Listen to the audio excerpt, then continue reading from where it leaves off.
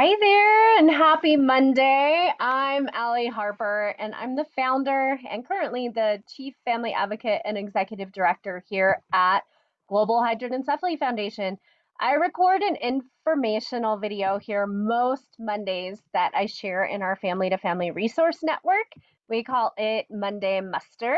It's a term I stole from my years as a Navy submarine command ombudsman, which just means to gather all the troops and prepare for battle, which is essentially what we are doing as we build the parents of children into these strong advocates for the lives of their children with hydranencephaly.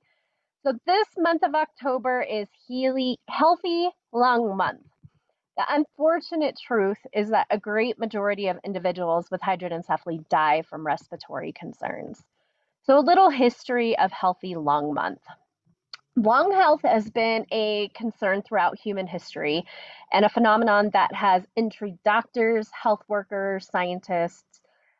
Diseases such as tuberculosis, the flu, many other airborne ailments have been around for a very long time, just kind of looming over societies like a deadly blanket.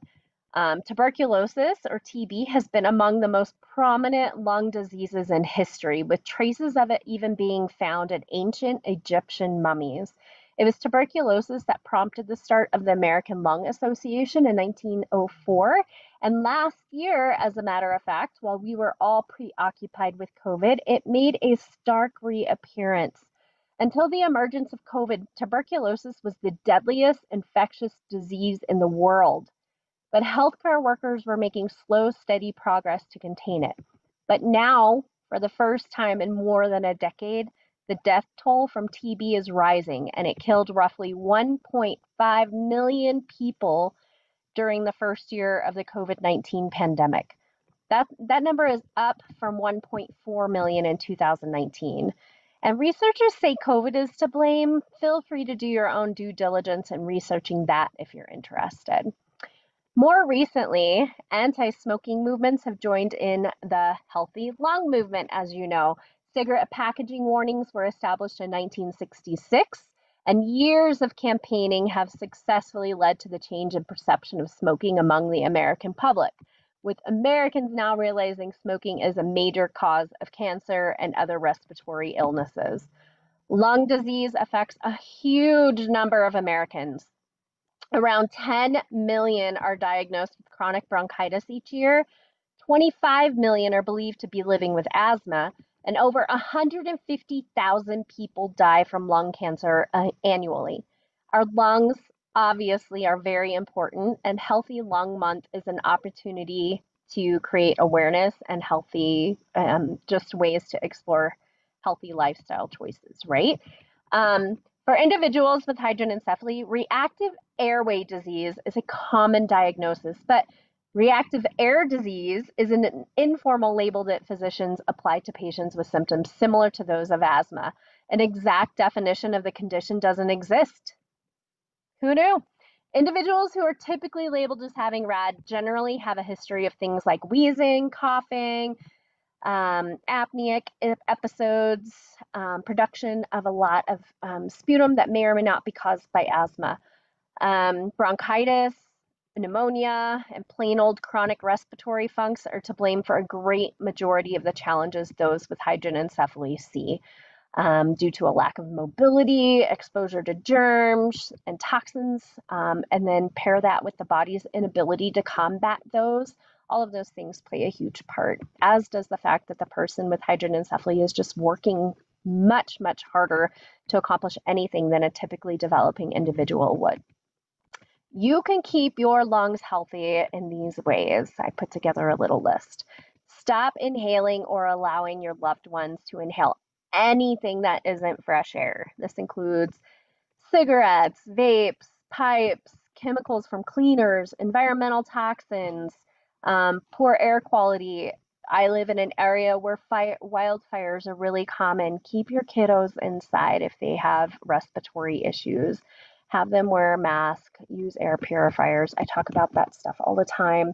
But essentially, read those labels, my friends. If you're bringing something into your household and you're spraying it into the air or you're using it in any capacity, read those labels. Use an air purifier in your home and spend as much time outdoors in fresh air as humanly possible. Most people believe that they are exposed to pollution only when they set foot outside the house. But the truth of the matter is that there are countless indoor sources, things like wood burning stoves. We switched to pellets at my house because of this. Fireplaces, of course, air fresheners, pet dander, mold, construction equipment, lots and lots of varieties of candles, which expose us to air pollution by polluting the indoor air. It's super easy to improve your indoor air by simply following a three-step strategy, which just involves eliminating all the sources of polluting, improving your ventilation system, and then using high-quality air cleaners. The next thing on my list is to engage in as much physical activity as possible, which can be a challenge for someone with hydranencephaly, but it's not impossible. Help them move from one positional device to another on a regular basis. Don't keep them in one place for too long. Things like the bed, a walker, recliner, a stander, the chair, the floor, whatever you have, or do regular range of motion exercises and physical therapy. Most kids with hydranencephaly should be involved in a physical therapy program, do those exercises regularly, that kind of thing. Next on my list, take necessary actions to prevent exposure to respiratory funks. Avoid crowds during high germ travel season, mask up when you're ill, practice good hygiene, those kinds of things. And diet. Diet, yes, diet. The food you consume makes a world of a difference, which is why we are strong believers in a blended whole food-based diet as much as possible. Research reveals that foods that are packed with antioxidants are extremely, extremely, extremely beneficial for the health of the lungs, as well as the rest of the body. However, in order to reap these benefits, you have to pick out whole foods. Supplements just will not do it, especially cruciferous vegetables. They're actually an incredibly rich source of antioxidants, and they carry heaps of protective compounds that shield and strengthen our lungs. Those individuals, research has shown that consume high amounts of cruciferous vegetables, things like broccoli, bok choy, cabbage, cauliflower, kale, all the dark green leafy stuff. Those people had a 50% less risk of developing lung health challenges. That includes cancer. So that's, of course, opposed to those who ate the least amounts of those veggies. Another thing, steer clear of radon. A lot of people are completely unaware of radon, which I find shocking. Radon is a natural radioactive gas that occurs when uranium is broken down within the ground. It usually tends to leak inside of your home through these tiny cracks in the walls and the foundation of your residential or commercial space. You're not more prone to it compared to another just because of the place that you live in. Anybody can be at risk for radon exposure. It's the leading cause of lung cancer amongst non-smokers, and it's the second main cause of lung disease in smokers. So in order to protect yourself, you have to get your house tested to detect the presence of radon. And if the radon levels turn out to be between 2 and 4, you need to work on reducing this radon exposure. So keep in mind that there are no safe levels of exposure to radon. So the lower you can maintain them, the safer it is for you and your family, of course. And since we're talking about households and testing for contaminants, we have to talk about mold. Mold. First, it causes irritation to that lining, that delicate lining of the bronchi and the tiny bronchioles in the lungs. Inflammation and irritation of the bronchioles make it really difficult to get enough air flowing through, causing things like wheezing, labored breathing, asthma attacks even may occur. Infection of the bronchi, called bronchitis, can also result from mold in the air passages.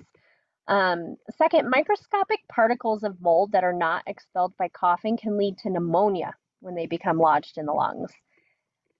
Symptoms of pneumonia, those range from moderate to severe. They include things like fever, shortness of breath, coughing, chest pain when you cough or breathe. Extremely, extremely dangerous and extremely common in individuals with hydranencephaly. Third, since mold is a foreign substance in the body, it can trigger an immune response in the form of an allergic reaction, and that can cause respiratory symptoms. in addition to things like skin rashes, hives, that kind of thing. Finally, some types of mold produce toxic substances called mycotoxins, and they cause a huge range of health problems. So just ditch the mold. Look, some people are more susceptible to mold-related illnesses than others.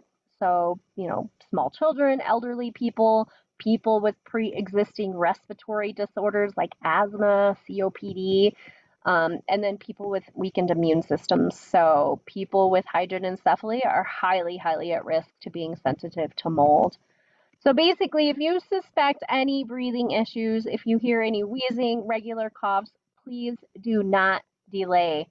This is no exaggeration. A cough in an individual with hydranencephaly can turn to pneumonia in minutes, or other, regardless if it's hydranencephaly, any medical complexities. So it's better to be prepared and take action than to say you're going to wait it out and see if it gets better.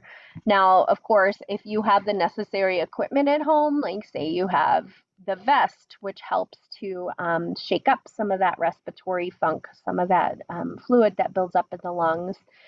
If you're able to suction and make sure that you're able to get down deep to suck some of that stuff out and help your child manage it, of course, you're able to manage it at home. But if not, and you're not trained to do those things, then please, please, please don't delay.